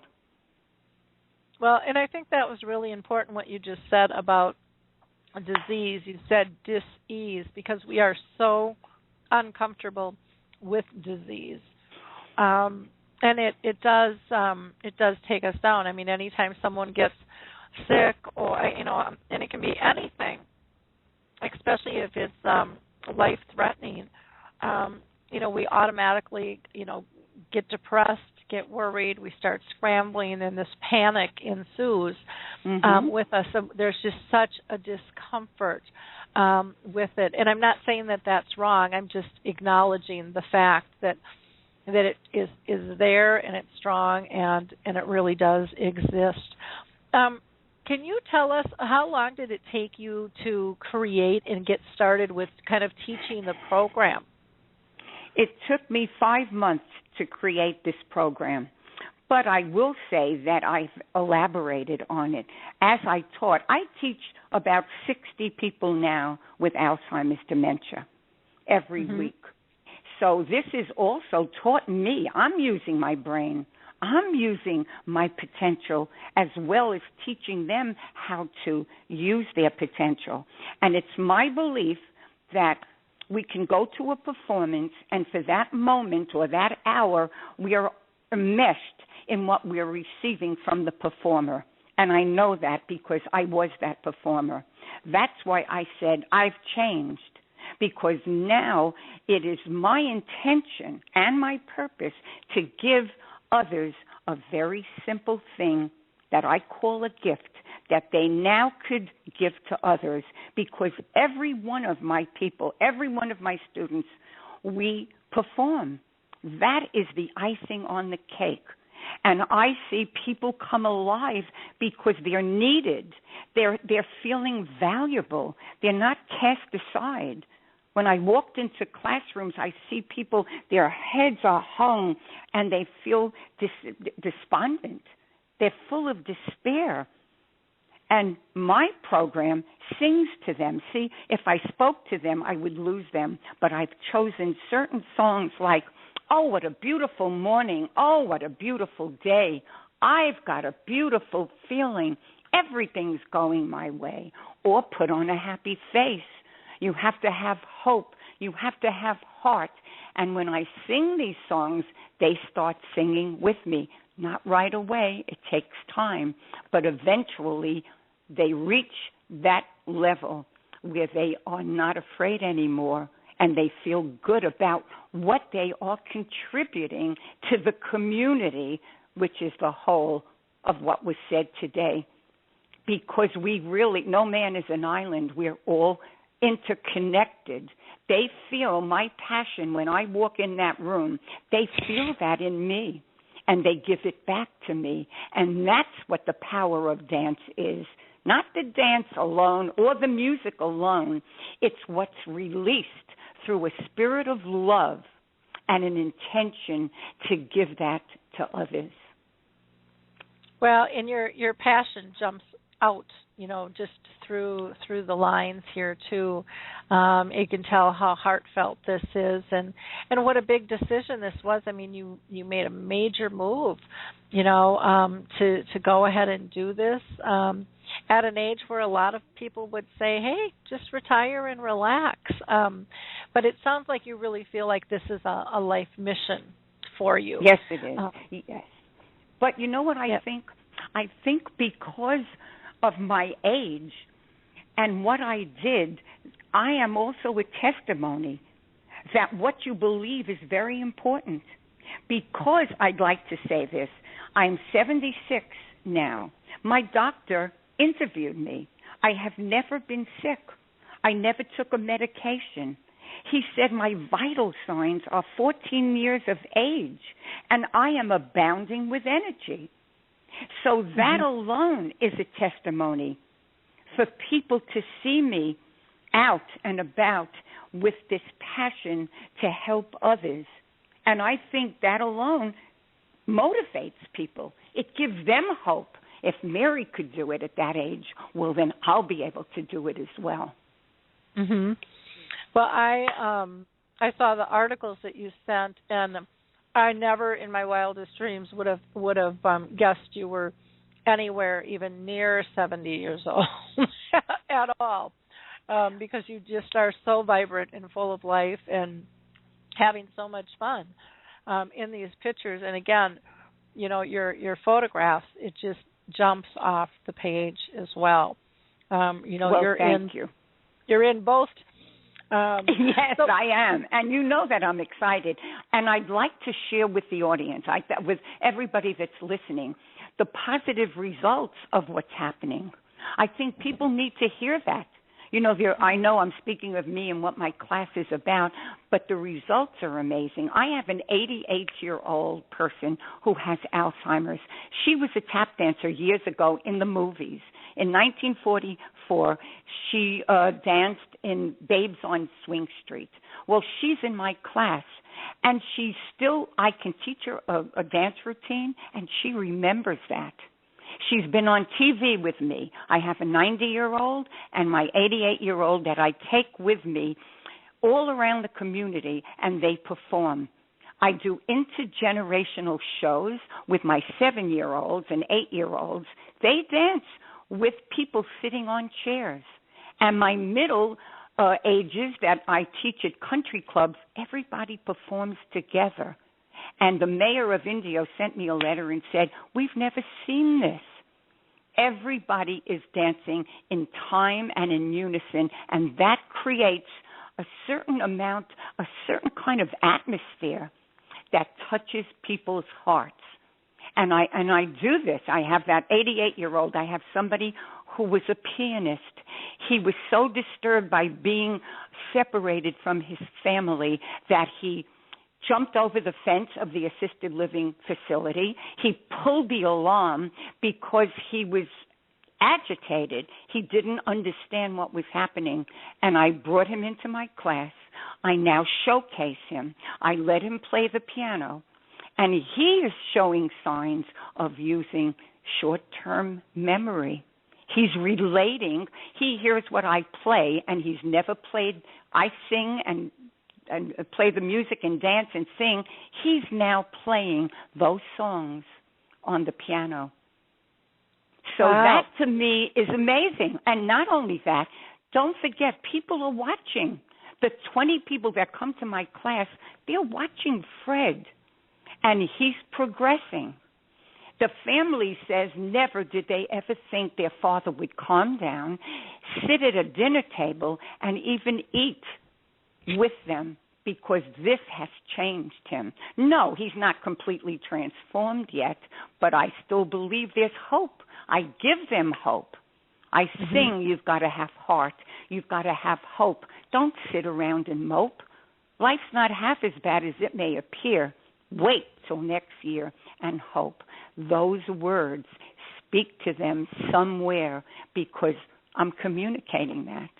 And I am getting results, Lori, and I'm so happy you're giving me an opportunity to tell people out there that there is hope. And if we all believe that, I think that we will see that. Yeah, it's time to remove the fear and replace it with hope. I mean, we're long overdue. So how often do you meet with your groups, and about how many students come at one time? How many are in a class? Well, I teach at a daycare Alzheimer center, and I have about 40 people there. They're not that, they still go home at night, so I think that they have a different I communicate differently with them. Then I teach at an all Alzheimer's, 2 levels. One side is not as bad as the other side. Some are catatonic, some aren't, but I do have somebody in the lesser side who performs with me. In other words, I taught her the routine 2 years ago. She dances with me, she sings with me, and she has become part of doing my class with me. And the people watching her, they are enthused by seeing her. And I noticed something about her. She has this compassion towards the people that are not as advanced as she is. And sometimes she'll go out into the audience, touch their hand, and show her feelings towards them. So everybody in the room is feeling what is happening. Everybody's connected. She comes with me to the other side as well. And I want to say one thing. I had this woman, her head was down. She was strapped into a wheelchair. And after 2 or 3 weeks of me teaching, she started to move back and forth, shake. 2 of the caregivers unstrapped her, lifted her up. She still began to shake, and she looked me right in the face and said, I just want to have fun. And everybody was amazed, because friends and families do come to my class because they do see the progression. And that makes my life fulfilled when I see the results. And that's why I'm happy. Yeah. What were the reactions of others when they saw her reaction? How did that change the room dynamics and things? Well, I think now I have more interaction with families, because families are now starting to talk to me when they see that there is a sudden change in their, maybe the husband or the wife. They see the change. See, before, when I said that a change could be, nobody believed it. Even the people who hired me, they didn't believe that it would come to this. They hired me as an activity, but it's gotten to be more than an activity, because they are now seeing the results. So like you asked, I have about 40 people in the daycare. I have both sides of all Alzheimer's, and I teach at another facility with both sides, assisted living and Alzheimer's. And now they're bringing all the Alzheimer's dementia to my class, which I think is a good thing. Rather than going to an all dementia facility, I like the fact that they're in the class with the other people. I think that there's a profit in that. So they just feel like everybody is uniting. And I also teach at a big home with both Alzheimer's and just regular people that are in assisted living. Sure. Well, yeah, and the nice thing with this is, I mean, this isn't just dementia. This is good for everybody. And so, you know, that's, I think, a wonderful piece of it, too, in terms of normality. And do you ever, are the groups ever mixed at all? I know a lot of people will say, you know, 80 to 90% of the people living in assisted living have some form of memory loss, if they know it or not, some form of dementia, if they've been, you know, diagnosed or not. I don't know what your thought necessarily is on that. But I think that, I do see it. I do see it in the people that are unassisted. First, a lot of the people that go over to the dementia side has started with me on the regular assisted side, and then I see the change. But I do talk about that this is preventive, you know, because anytime we change our thoughts from the negative to the positive, I think there's a change within us. So it does help in some ways, and I do believe that those people that are on the borderline, when they see Elaine, my 88-year-old dementia, tapping, and Fred, who is playing the piano, I think it's giving them hope as well. And maybe they don't want to talk about that they are starting to lose their memory, but they're feeling it. But this is giving them hope as well. Oh. Wonderful. Well, I think that that's great. Can you tell us a little bit more about the tapping and what you did to kind of create the brain boogie aspect, you know, of it to connect people? Yes. I'm going to tell you about the TAP program because anybody can do it, even if they're sitting in a chair now or standing. If you took your right foot and did you tapped, you could try it 7 times. 1, 2, 3, 4, 5, 6, 7. Bring it back on 8. Other foot. 1, 2, 3, 4, 5, 6, 7. Bring it back on 8. Tap 3. 1, 2, 3. Bring it back on 4.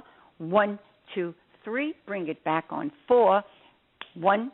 Then tap 7 again. That's one paragraph in music because music is written in the count of 8.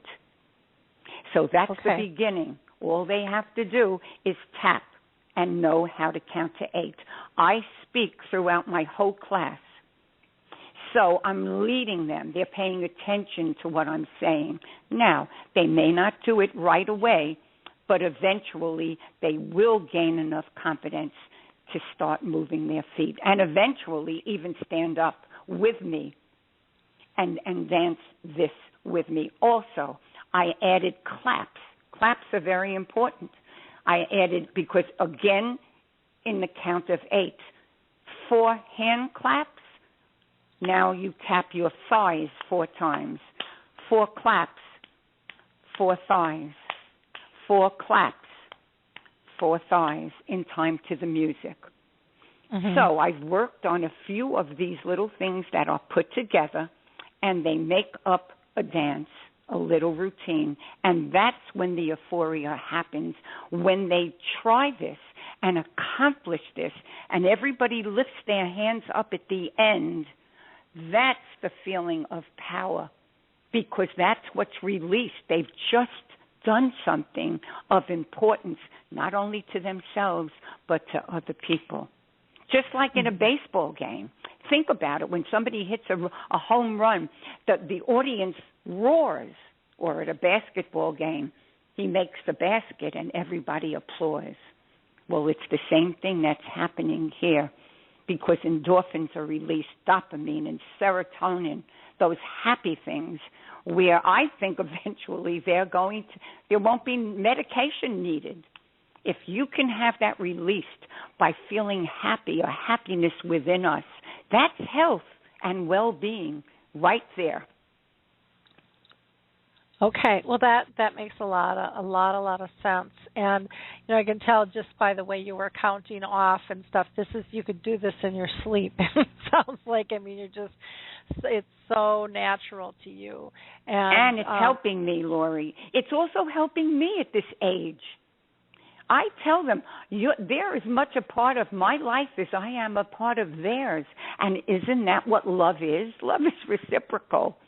Yeah. So they're showing up and participating in this class is giving me an opportunity to use my potential. And don't think you aren't. Just by you inviting me to this broadcast, you've given me an opportunity to speak what I love and what I do, that I feel we can help somebody that might be listening today that maybe has lost hope.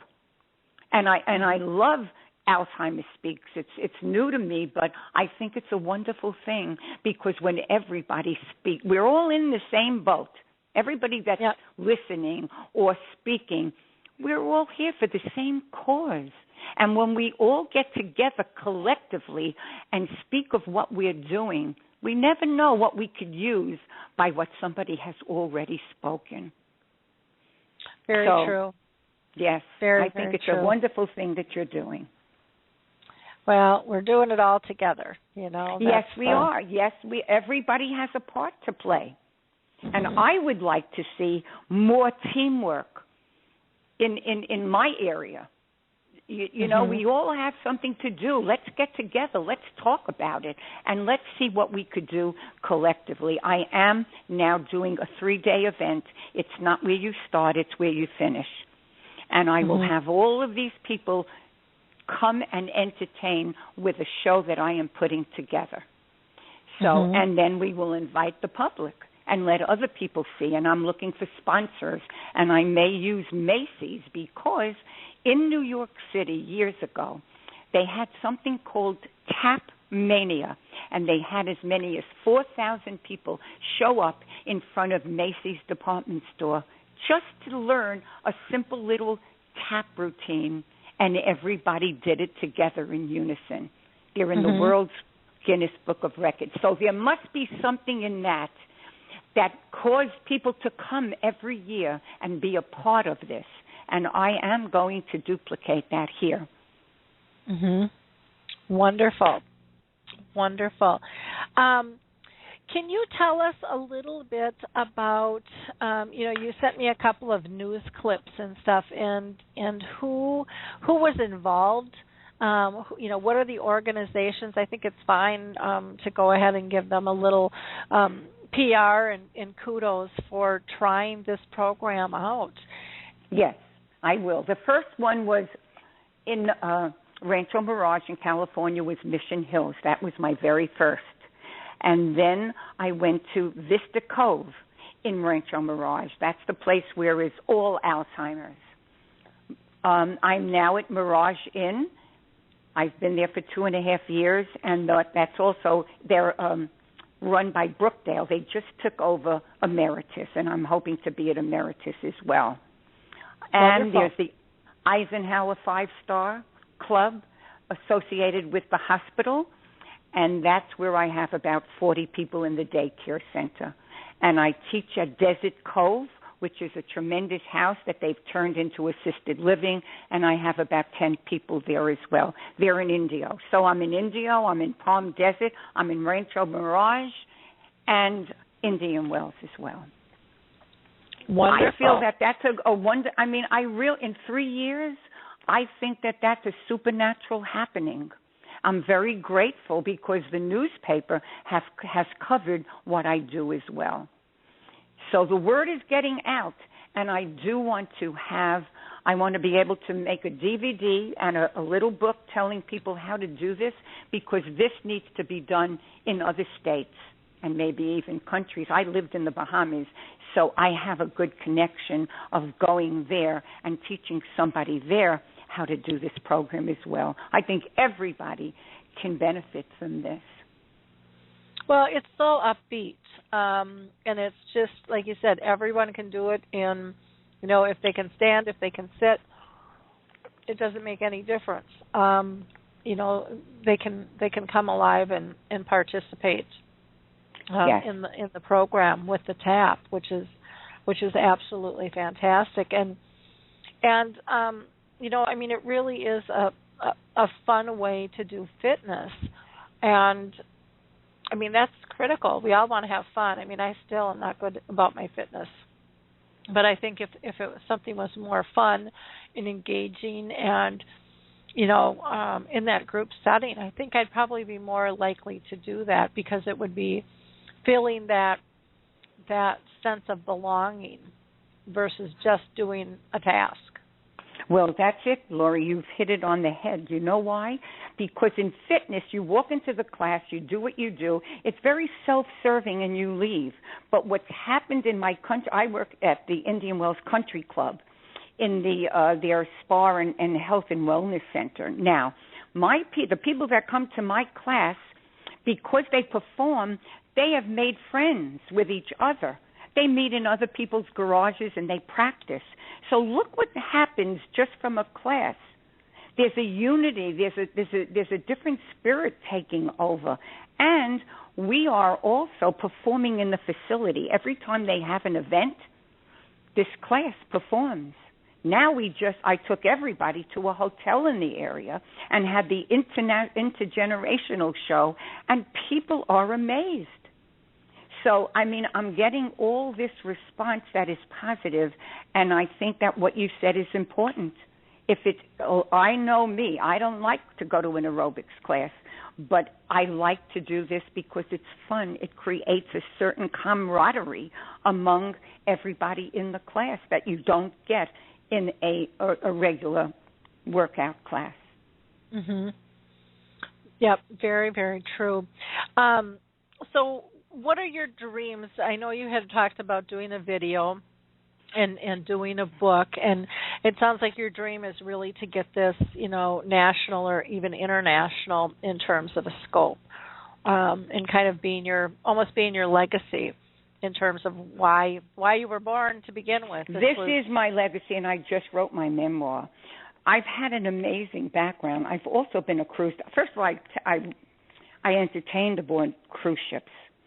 I've been an entertainment director, a cruise director, giving this program wherever I went. So I do feel, because there's a lot of handicapped people in the world who go on cruise ships, and they could do this program as well. Plus, the baby boomers today, they don't want to put their kids in a camp.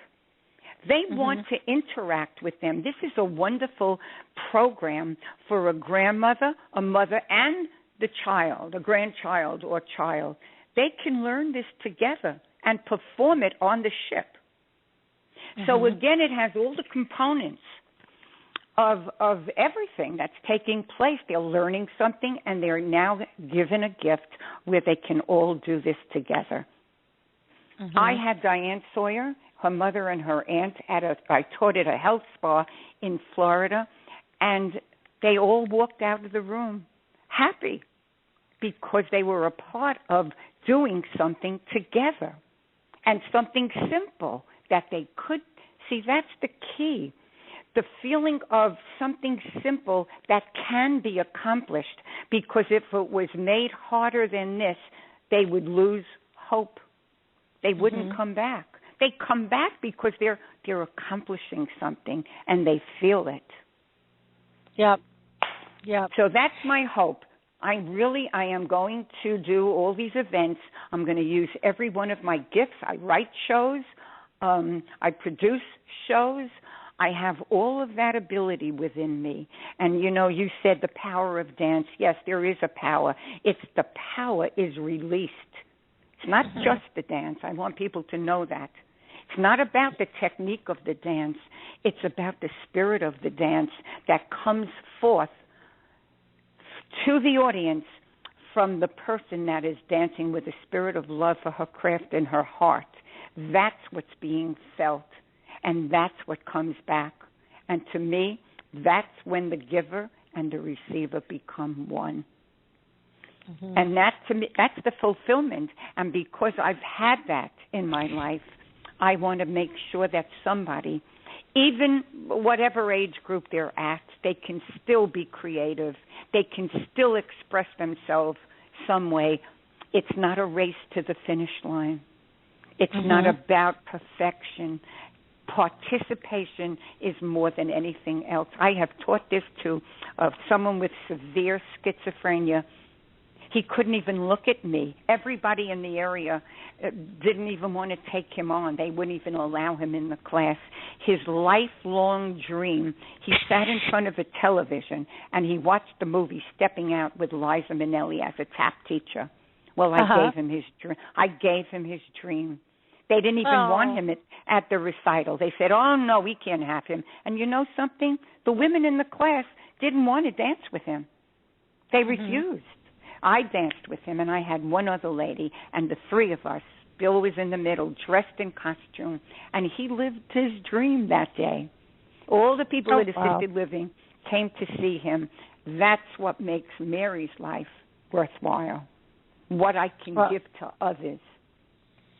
Yeah, when we give others the opportunity and the chance and believe. I know with my mom, and we didn't do tap so much, but she loved music, and so we would dance standing up, and then when she was in a wheelchair, we'd dance with her in the wheelchair, and then that got too much for her to move around, and so then we would just kind of arm dance, sitting, and then we got down to a finger dance.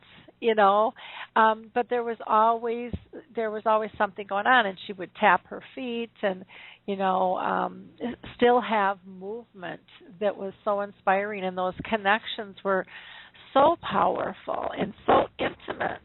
I think that's one of the things that people forget is the emotional connections to music and the intimacy that it triggers in us, and that's just powerful stuff to be able to engage somebody in that way, and I shouldn't even say engage them because we're engaged together. When you're when you're in the room and in the presence, it's an engagement of togetherness. It's not just doing it for them. Everybody receives from the other end if you go in with an authentic heart and a playfulness that I think as adults a lot of times we've lost along the way of our checklists and our demands of the day and our priorities, and when you can bring that play and that joy back, oh my gosh, I mean it can instantly not only change a heart but change a room full of people. Absolutely. Just by seeing one person connect on that level, it's to me it's contagious. I don't know if you feel that when you're with people, but I feel the music and engagement through it is it's just contagious. It's contagious. Yes, and that's why I even said to you before, social engagement is very important. I think it's a necessity because we each can feel what another person is feeling. So what you're saying is true. It really is. And it's about, I think that more people have to stop looking at aging seniors as medical objects. We need to see them instead through their vitality and their wisdom. And no matter how frail they are, they do have something of value to contribute. So this is what I tell everybody. It's time to see them for their potential, not their problems. Let's try to see them as an asset model and now not a deficit one. That's a beautiful way to put it. When I was in real estate, I worked specifically with the senior market. That was kind of my specialty, and I recognized the market, 10 years before society even knew there was an elderly population explosion going on. Me too, of course, right. Which was kind of funny, but one of the things that was really blatant to me, and I think this is kind of in the same format, was People would say, well, I can't get my parents to move. I can't do this, I can't do that. And I said, we're so good at categorizing people and making them feel different. I said, I've got to come at a whole different approach. This is about normalcy, and this is about, when it comes to making a move, we all move for the exact same reasons. We move to meet our lifestyle needs. That's as simple as it is. I don't care if it's your first home, your last home, you're divorced, you're getting married, you're having a kid. I don't care if it's an investor. It's to meet your lifestyle needs and to make sure that it's comfortable.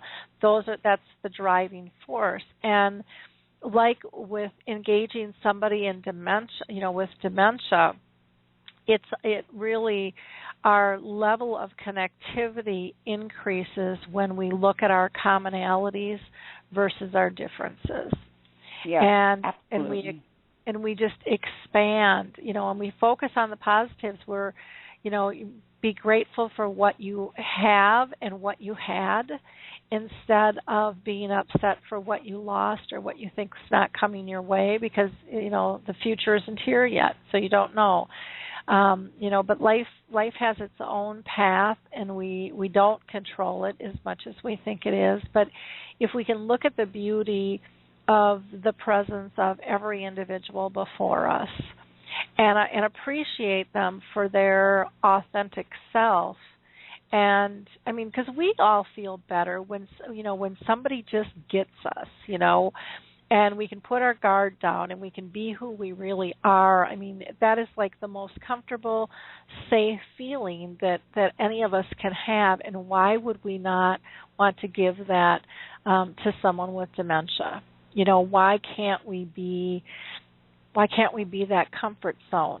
But we have to create a different environment. And I think what you're doing really allows that authentic self to come out and to have fun and to participate and not judge and just kind of revel in the joy, and it's very cool. Very, very cool what you're doing. But what you said was so true. Again, I listen to every word that you say, because I find that the families, like sometimes the wives of the men that I teach, they talk at them. They don't talk to them. See, I treat them. I see them like they're me. I treat them. I talk to them like I talk to you. I don't put on any kind of other talk than as I was talking to anybody else. But I find that the families are so frightened by what they're happening in their lives as well. They don't know how to handle it. And sometimes they'll roll their eyes if the person is mumbling. I never see them mumble. I continue with my conversation, and then they continue with whatever it is they're doing. So what you say is very important for the people who are listening.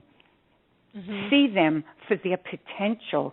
Start seeing them differently, and they will respond to you, because, the heart has a brain. I've been studying that. There's a new whole series that's coming forth from HeartMath Center in California, because the heart thinks and it remembers, because as a man thinketh in his heart, so it is. So I'm seeing ways that even though the brain is not there as yet, because the mind controls the brain. People thought that it was the brain that had power over the mind, but we speak to the mind, and that mind puts the brain to work. So much more is happening within this that we need to discover. And it is, I do see people that are just, they don't treat these people normal. So it's a matter of their belief system as well. Yeah. Well, what you believe, you create. And when we categorize someone, like Nader said earlier, when we say dementia, then we look for dementia.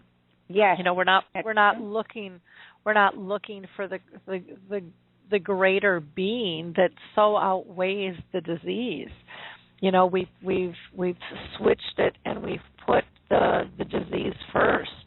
And the disease has to take second seat if we're really going to be person-centered, if we're really going to engage. and that's any disease. It has to come second to the person before us. And critical piece, something that seems really basic, but it's going to take years and years to shift because that is not how we treat things. Right. And I'm tired also of doctors that are giving, they instill fear. You know how many people say, oh, my mother had it, so that means I'm going to have, they think they're going to have it. Yep. They got to get rid of that because what you fear comes upon you. You can create that if that's what you believe. So that's another way that we need to stop this fear-based. Everything I read is fear-based. Doctors are saying we're all going to eventually have Alzheimer's disease. I don't believe that. Mm-hmm. And so, again, fear's been used, to raise money. It's a big business model, and it has been for a long, long time. And people don't. It's been such a subtle shift out there, and a subtle mode. People don't even realize it. They really don't realize the basics behind what is going on. And that's, again, it brings us all back to that level of consciousness. Yes. If you're going to care, and one of the tools I have is called conscious caring. I call them conscious caring tools because I think it's really important that we consciously are aware of how we're coming off and what it is we're doing and why we're doing it, and looking deeper at ourselves than the other person. Yes. Because 90% of the time we're the trigger anyways, Absolutely. That's it. We have to look at we have to be able to look within ourselves as well. I think the more we know ourselves, the more we can understand and be honest with ourselves, Exactly. and then we can really understand others. And I think that's what they're looking for. Wherever I go, they need to be understood, that's all, and cared about and paid attention to. Show that you care. Show your kindness. And I know I see a lot of people that are in wheelchairs. They want to stand. They have this will, and they're told, oh, no, you have to be strapped in. You can't do that. So they know when they're being lied to. They know what's within them. And we have to start being aware of that and not treating them with our fear. And this is what I see as well, Laura. We're treating them with our fear. These families are frightened.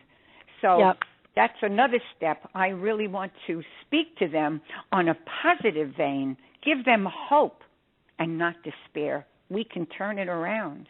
I think so too.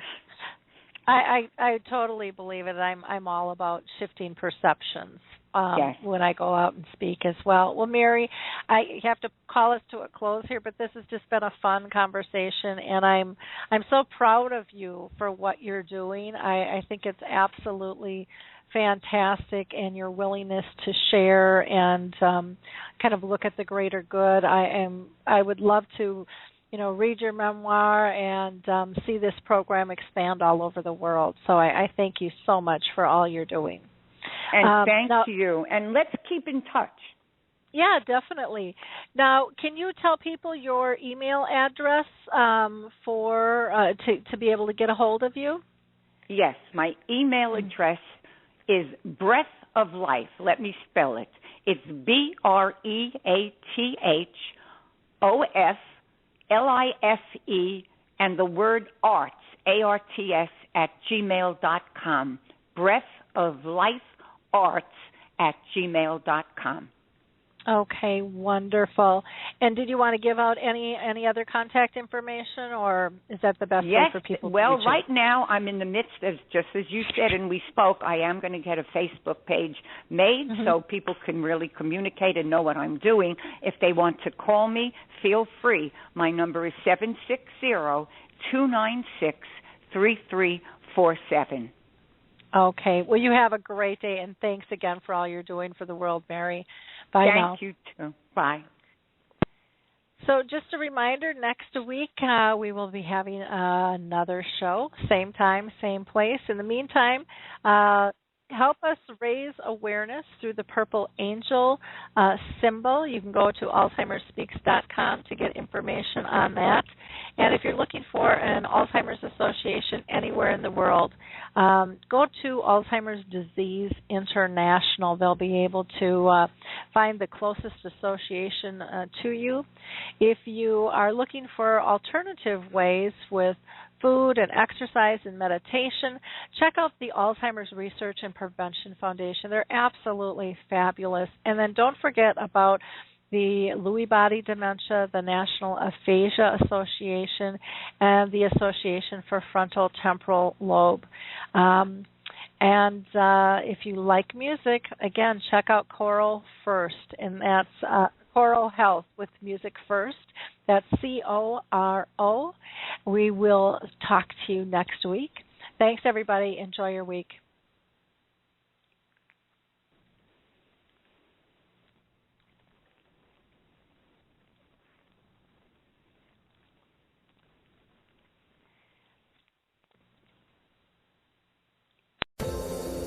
Hi, everyone. This is Meredith from the Senior Fitness with Meredith podcast, where I discuss all things for seniors, from fitness, your health and wellness journeys, how to be all over strong and beyond. I also have my mini podcast called Motivation with Meredith. It's a great, quick motivational pick-me-up for your days. Join me, listen now, search for Senior Fitness with Meredith on your favorite podcast platform.